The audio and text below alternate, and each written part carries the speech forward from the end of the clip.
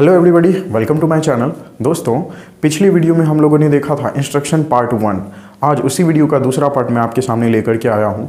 पिछली वीडियो में हम लोगों ने ये देखा था कि हमें किस तरह से अपने इंग्लिश लैंग्वेज को सीखने पर ध्यान देना चाहिए। तो चलिए उसी वीडियो को आगे कंटिन्यू करते हुए स्टार्ट करते हैं बिना किसी देर के। Let's start.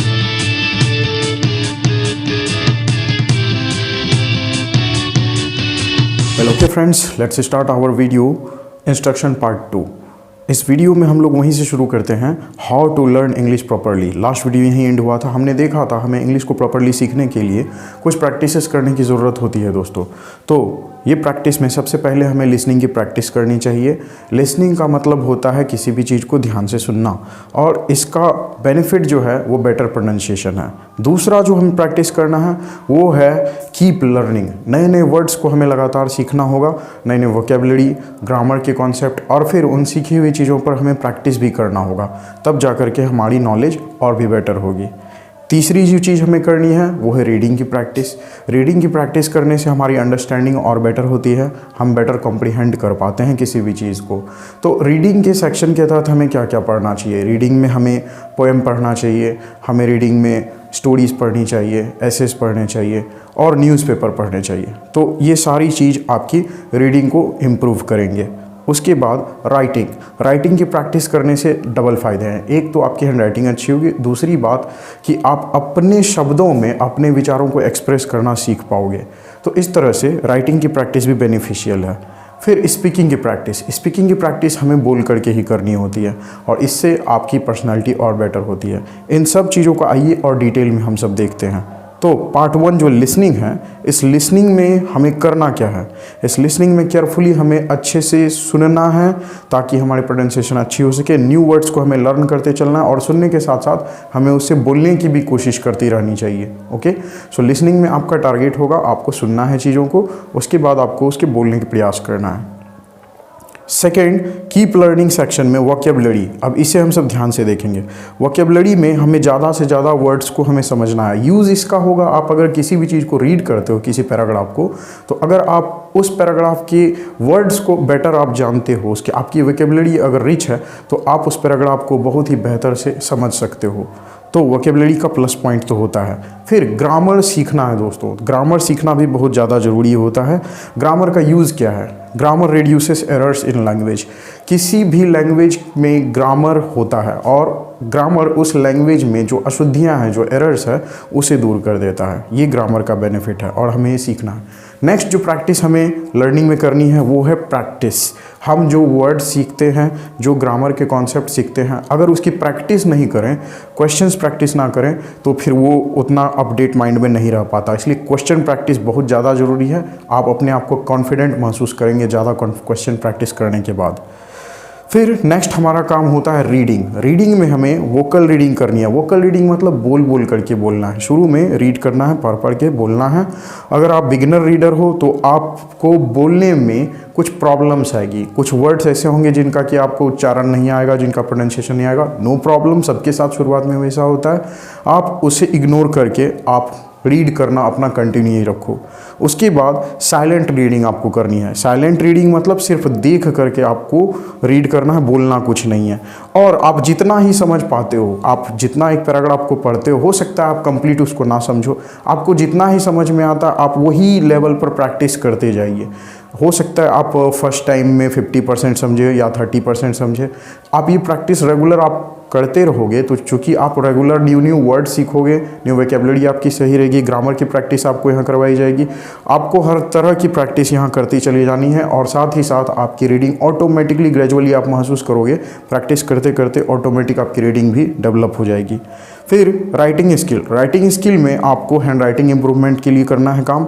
दूसरी बात, आप अपने थॉट को अच्छे से एक्सप्रेस कर पाओ, और ये सब कुछ प्रैक्टिस करते करते ऑटोमेटिक होगा। बस खुद पर बिलीव रखिए। फिर स्पीकिंग में हमें क्या करना होगा? बोलना होगा। तो बिगिनर्स लोगों को बोलने में प्रॉब्लम आते हैं इंग्लिश में। कि कहाँ से शुरू करें, कैसे बोलें। तो कोई बात नहीं, शुरुआत में सबके साथ होता है ऐसा, लेकिन अगर आप प्रैक्टिस करते चले जाओगे तो थोड़ा बहुत शुरू में गलतियाँ तो होती है, हर काम में गलती होती है। आप फर्स्ट टाइम कोई भी काम, साइकिल चला रहे थे उसमें भी बहुत बार आप गिरे थे, बाइक चला रहे थे उसमें भी आप गिरे थे। कोई भी काम सीखने में शुरुआत में प्रॉब्लम आती ही है, इट्स नेचुरल, सबके साथ ऐसा होता है। लेकिन अगर आप प्रैक्टिस करना छोड़ दोगे तो फिर वो चीज़ कभी सीख नहीं पाओगे। So that's why you should start your speaking, believe in yourself and try to speak. Gradually you will feel that you can speak. Okay, so अपनी स्पीकिंग को अपने ऊपर विश्वास करके लगातार आप डेवलप करते जाइए, आप ज़रूर बोलना सीख जाएंगे धीरे धीरे। लेकिन आप प्रैक्टिस नहीं करेंगे तो नहीं सीख पाएंगे, प्रॉब्लम ये है। तो बिलीव करिए और करिए। प्रॉपर स्पीकिंग डेवलपमेंट धीरे धीरे ये होता है। आप अपने नेचुरल स्पीड में सीखिए, जितनी आपकी क्षमता है, जिस तरह से आपका लैंग्वेज चल रहा है उसको आर्टिफिशियली इम्प्रूव करने की कोशिश मत करिए। नेचुरली हो सकता है कुछ आदमी जल्दी सीखते हैं, किन्हीं को और ज़्यादा समय लगता है। सो इट्स ओके, आप अपनी स्पीड में जैसे आप कंफर्टेबल फील करो आप वैसे बोलना सीखो। धीरे धीरे ये सब चेंज आना स्टार्ट होता है। अब समरी, हमने सीखा क्या? हमने ये बहुत कुछ यहाँ पर देखा कि हमें इंग्लिश को प्रॉपरली सीखने के लिए, एक लैंग्वेज के तौर पर उसको यूज़ करने के लिए कुछ प्रैक्टिस करने की ज़रूरत होती है, और वो सारी प्रैक्टिसेस हमने अभी भी देखी। आपको लिसनिंग की प्रैक्टिस करनी होगी, जो मैं करवाऊँगा। वोकेबलरी की आपको प्रैक्टिस करनी होगी, ये भी कराई जाएगी यहाँ।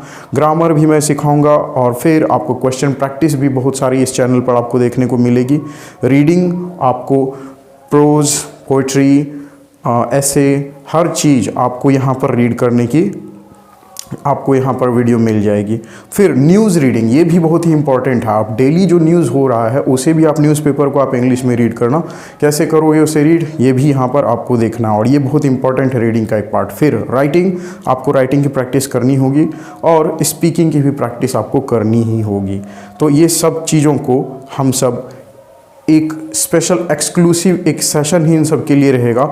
लिसनिंग का अलग एक कैटेगरी वीडियो का चलेगा, जिसमें कि लिसनिंग में, जैसे कि ये देखिए आपका ये लेक्चर नंबर 3 अभी चल रहा है, तो लेक्चर 4 का जो अपकमिंग वीडियो आने वाला है वो होगा लिसनिंग पर, और लिसनिंग का लेवल 1 रहेगा ये वीडियो। और जैसे जैसे इसका और नेक्स्ट लेवल आएगा लिसनिंग हेडिंग पर, लेवल 2, वो वीडियो आपको और ज़्यादा हेल्प करेगा लिसनिंग पर। तो हम सब पूरा डेडिकेटेड एक देखेंगे, लिसनिंग लेवल का ये वीडियो आएगा। फिर सेकंड इसी टाइप का एक वीडियो आएगा वोकेबलरी सेक्शन का। वोकेबलरी आप देख सकते हैं यहाँ पर लेक्चर 5 में इंग्लिश, उसके बाद वोकेबलरी का लेवल 1। जब आप लेवल 1 क्लियर कर लोगे फिर लेवल 2 का भी वीडियो आपको मिलेगा इसमें।